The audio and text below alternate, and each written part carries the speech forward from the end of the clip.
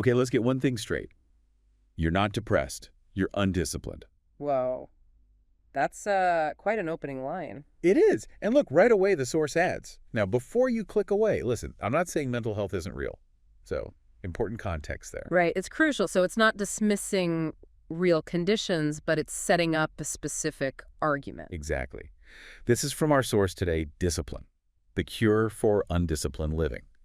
And its core idea really is that maybe, just maybe, some people confuse feeling, well, uncomfortable or directionless with actual depression. Discomfort versus depression. Okay. Yeah, like having no real purpose gets mistaken for hopelessness.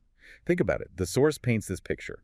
Waking up at noon, scrolling endlessly, bad food, ignoring your goals. And then feeling empty and wondering why. Yeah, I see. And the source says pretty bluntly, you're not broken, you're just living without structure. Okay. So it's framing this feeling of emptiness as a consequence of, well, how you're living day to day. Precisely. And it connects this directly to how our brains work, doesn't it? It does. The source argues that if you wake up without a mission, a challenge, or even just a standard for yourself, your mind kind of turns against you. Turns against you. How so? Well, it says the human brain craves direction. It craves struggle. Without positive direction, that craving can manifest as anxiety, maybe rumination, inner turmoil. Got it. So discipline isn't punishment, then, in this view? Not at all. The source explicitly says discipline is not punishment, it's protection. It's like giving your brain the structure it needs to, well, protect you from that inner chaos. Okay, so that's the setup. Our mission in this deep dive is to really unpack these bold claims. We want to look at the advice here. Yeah, figure out what it actually means to build a life where, as the source puts it, you already made discipline your identity. Right. So you don't even need motivation anymore. We'll explore how it suggests we can fix your mood and stop living like a ghost. Living like a ghost, that's evocative. It is. So let's start with that main claim. You're not depressed, you're undisciplined. How does the source actually draw that line between feeling, I don't know, lazy or just and clinical depression? Well, like we said, it's careful not to dismiss clinical conditions, but it focuses heavily on behavior. It suggests that chronic low energy, lack of interest, for some people, might stem from what it calls undisciplined living. Okay, so it's a behavioral diagnosis almost. In a way, it describes a cycle. You feel unmotivated, so you do nothing. Doing nothing makes you feel emptier, which reinforces the lack of motivation. Right, that downward spiral. Exactly. And the source argues this isn't necessarily a broken state like an illness, but more a lack of structure that you, the individual, can actually change through action. So it's saying the power lies in changing habits, changing the environment. Pretty much. Okay. It's saying, look at your actions, look at your structure before you conclude something deeper is inherently wrong. It's quite focused on personal agency. Okay, and if the brain craves direction and struggle, how do we give it that constructively? How does discipline become that protection? So the idea is, without those external goals or a routine you set for yourself, the brain just invents its own struggles, like worry or replaying mistakes. Oh, okay. Idle mind, devil's workshop kind of thing. Sort of, yeah.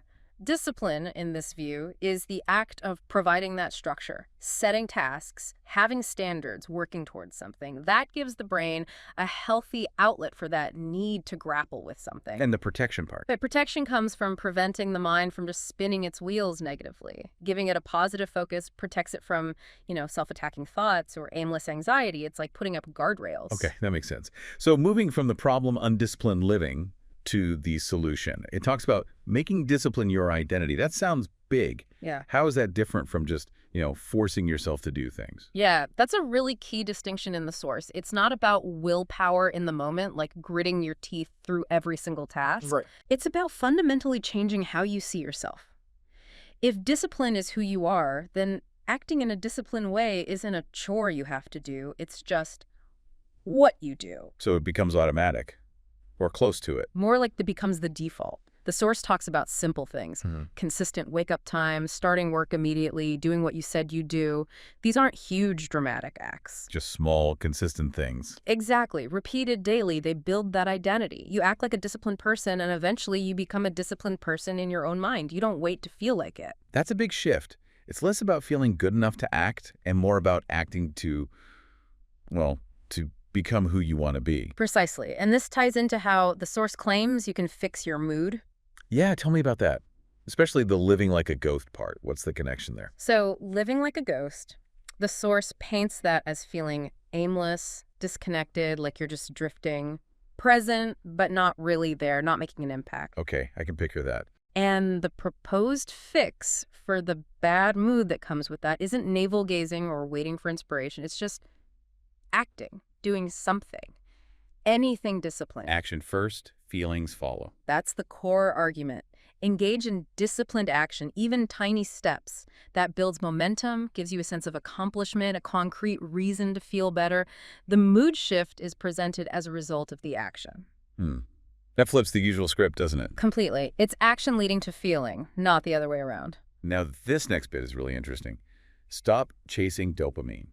Chase dominance. Yeah. What's the difference there, according to the source?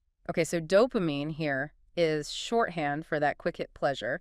Social media scrolling, junk food, easy entertainment. Feels good for a second, right? Yeah, the instant gratification stuff. Exactly. But the source argues it's fleeting, leads to a crash, and ultimately leaves you feeling emptier because it doesn't build anything lasting. Okay, makes sense. And dominance, that sounds a bit aggressive. Yeah, the word choice is strong, but it's not about dominating others. It's about self-dominance. Self-mastery. Ah, okay. Control over yourself. Right. Control over your impulses, your actions, your inner state. Choosing the harder, goal-oriented action over the easy distraction. The source says that kind of internal dominance builds real, lasting confidence and purpose. So it's deep satisfaction versus shallow pleasure. That's a good way to put it. One is built through effort and struggle, the other is passively consumed. Which ties perfectly into that core equation it offers. Purpose is the cure. Discipline is the medicine. Pain is part of the process. It sounds like it's not sugarcoating the difficulty. Not at all. It's very upfront that this involves pain or discomfort. That feeling of resistance when you're breaking habits or pushing yourself. Yeah, I don't want to feel it. That's the pain it's talking about. But crucially, it reframes it. It's not a signal to stop. It's a sign you're actually doing something. You're pushing against your limits. So the pain means it's working. In this framework, yes. It's necessary friction for growth. It's proof you're building that discipline muscle, moving away from the old undisciplined self. You're supposed to lean into it, not run from it. Okay, so wrapping up our journey through this source then. Discipline. The cure for undisciplined living. It's a pretty strong push for discipline as the road to purpose, the way to fight that inner voice of resistance. Yeah, and it really stresses that it's more than just trying hard. It's about making discipline who you are. Right. Not waiting for motivation, because motivation is unreliable. It's about, like it says, beating the voice in your head that says, not today. By just doing the thing anyway, drowning it out with action. And the promise attached to that is pretty huge, isn't it? It really is. The source suggests that if you actually do this, move with discipline, even when you feel awful, feel like trash, you'll look back in just 30 days and realize. You're never depressed. Yeah. You're just living like a ghost. It's a perspective shifter, for sure. It challenges how we label our feelings and what we believe is possible through sheer action. And that core equation holds it together. Purpose is the cure. Discipline is the medicine. Pain is part of the process. Which brings us right back to that call to action. Stop chasing dopamine. Chase dominance. Again, dominance over selves, not others. Self-mastery, yeah. Building that deep internal control. Making discipline fundamental to your identity, not just a task. And the challenge is so direct, no more excuses, no more, I don't feel like it. Get up, move, fight back. It leaves very little room for interpretation, does it? Not really. So thinking about all this, if the source's idea hits home for you, the listener, this idea that maybe you're just too soft on yourself or living without structure. Then the question becomes, what's one small, tangible act of discipline you could start, like today, even if you really, really don't feel like it? Just one thing to begin building that structure. Exactly. What could that be? And what might happen, really, if you stuck with just that consistently for 30 days? How might that change your perspective?